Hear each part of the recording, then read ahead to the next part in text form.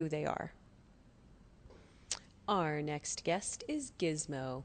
And Gizmo has an interesting story. He was left behind in a hotel, and we often get phone calls from landlords. Or, well, I shouldn't really say often, but for us, we're getting the 5,000 animals a year that, for whatever reason, people can't keep.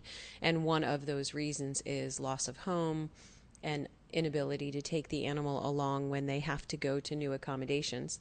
So we do get phone calls from landlords and hotel managers and whatnot when animals are left behind. And I'm glad that they call because certainly there are other options that are less humane for the animals.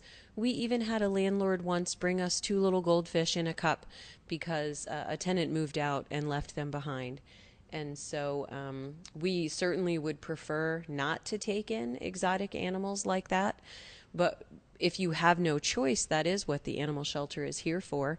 And we do work with rescue groups and have all kinds of animals that people don't normally think we might have.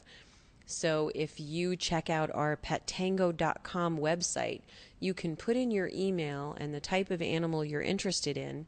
And anytime one is made available for adoption fitting that description through Pet Tango, it'll send you an email.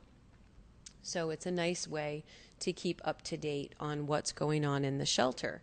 And there are always animals in the shelter that you may not see on television or on our website. We had an English bulldog here this week, and he got adopted very quickly. We have a rat in our small animal room. We have some guinea pigs. We have a fantastic rabbit named Molly who we have several rabbits, but Molly broke her toenail, which is very painful. I know that sounds like, oh, I broke a nail. It's very painful for the bunny. And she was a doll when we tended to it and, made sure it wasn't going to need any emergency treatment or something like that. So, Gizmo, as you can see, is quite a wonderful social cat.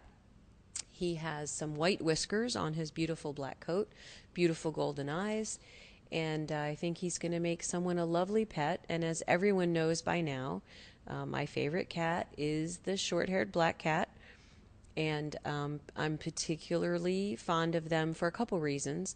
Number one, research says that they are the least likely to jump from the arms of a stranger, which bodes to their friendliness or goes to their friendliness, but also because there are so many dark colored cats just because it's a dominant color genetically that we often have them in the shelter, and they're just readily available. So it's usually what I end up with when I adopt after I check out the personalities.